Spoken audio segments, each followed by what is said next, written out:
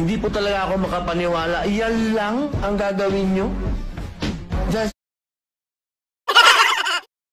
sa mga batang yan, ganyan lang i-interviewin nyo? Lalo na naman lalakas po ang mga loob ng mga sindikatong bata. Bakit naman dumating tayo sa puntong ito na kapag ang nakagawa ng karumal-dumal na krimen, tatratuhin pa ba natin itong bata? Isa lang po yung ating mithiin, proteksyon na ng mga bata. Bata. Pero yung mga nakagawa po ng mga heinous crime, hindi ko po talaga matatanggap na tatawagin nating mga bata itong mga ito. Ito po ay nakakatakot po. Kung ito po ay hindi natin haharapin ngayon, ang sabi nga po ng ibang mga eksperto, baka isipin talaga ng mga bata na okay lang to. Kasi hindi naman tayo makukulong. Naniniwala tayo sa rehabilitation. Pero bago tayo makarating sa rehabilitation, magbayad ka muna ng kasalanan mo. Hindi naman po pwedeng hindi ka magbayad ng kasalanan. Yun lamang po. Meron na naman pong minor de edad na sospek sa pagpaslang sa 9 na taong gulang na bata sa Novaliches. Dapat na po bang ibaba sa 10 taon gulang ang pwedeng makulong, ayon sa batas na sinusulong ni Senator Robin Padilla? Eto po, natagpo ang wala ng buhay ang isang babaeng 9 na taong gulang sa isang bakanting lote sa Quezon City. Ang nahuli niyang nakasama, ang 13 taong gulang niyang kapitbahay. Babala po, sensitibo ang inyong mapapanood, napayakap na lang ang isang lalaki sa bangkay ng 9 na taong gulang niyang anak na babae, nang matagpuan ito sa bakanting lote sa Barangay Santo Lucia, Novaliches, Quezon City. Pasado 5:00 ng hapon kahapon, labis din ang paghihinagpis ng ibang mga kaanak. Ayon sa mga taga-barangay, Sabado pa ng hapon na iulat na nawawala ang bata.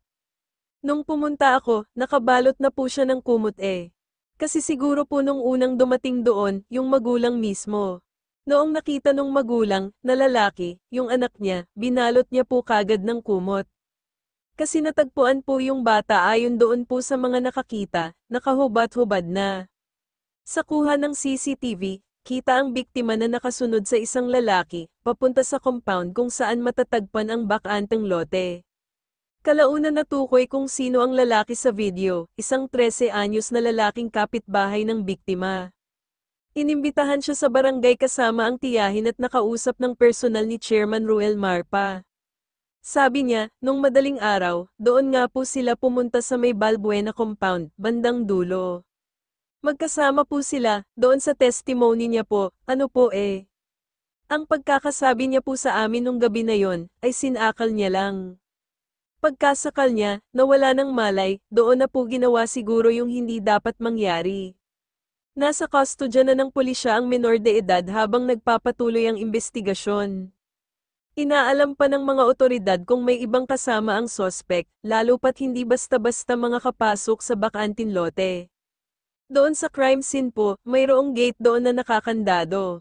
Yun din po yung isa sa mga pinag-iisipan po ng kapulisan natin na parang hindi kaya, nung 13 years old na isama yung bata doon sa loob dahil maliit lang po yung bata kung nag-iisa lang po siya. Hindi na muna nagpaunlak ng panayam ang mga kaanak ng biktima. Isa sa ilalim din daw sa otopsi ang labi ng bata. Dapat bang baguhin ang batas hinggil sa mga minor de edad na may kaso sa krimen, batay sa pinakabagong ulat at posisyon ng iba't ibang grupo? Ano ang kasalukuyang batas, sa ilalim ng Republic Act No. 9344, Juvenile Justice and Welfare Act of 2006, ang mga batang 15 taong gulang pababa, ayon sa edad noong ginawa ang krimen, ay hindi pinarurusahan bilang kriminal, sa halip, sila ay isinasailalim sa restorative at intervention programs, tulad ng Bahay Pag-asa.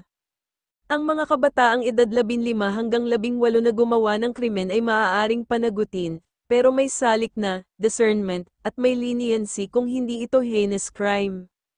Ano ang bagong inihain na batas? Noong huling mga araw ng Hulyo taong 2025, naghain si Senador Robin Padilla ng panukalang batas na babaan sa edad na 10 taon ang pagiging sangkot sa krimen para sa heinous crimes tulad ng murder, rape, kidnapping with homicide, at serious drug offenses. Sa ilalim ng panukala, ang sinumang bata edad 10 hanggang 17 na nahuhuli sa heinous crime ay maaaring sampahan ng kaso at ilagay sa Bahay Pag-asa o posibleng sa normal detention kung may judicial proceedings na. Mga argumento para sa pagbabago. Naniniwala na may legal gap ang kasalukuyang batas na nagpapahintulot sa mga batang nagsagawa ng matinding krimen na hindi mananagot. Hinihikayat ang panukala bilang paraan upang panagutin ang mga batang seryosong nagkasala at mapanatili ang integridad ng sistema ng hustisya.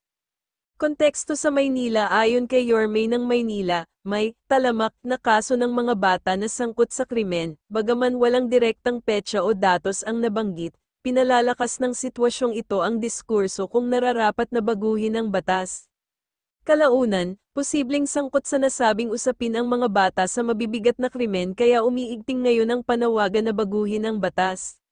Dapat bang baguhin ang batas? Mga pangunahing puntos para sa pagbabago. Para kay Padilla at ibang proponents, may mga batang gumagamit ng ibang tao sa krimen at may sapat na pangunawa sa kanilang ginawa, kaya dapat managot sa batas. Tinutugunan ang hinaing ng publiko tungkol sa impunity sa mga batang sangkot sa malulubhang krimen. Sang-ayon po ba kayo sa panukala ni Senator Robin? Comment down below. Huwag po kalimutang nag-like at subscribe na rin po. Salamat po sa panunood.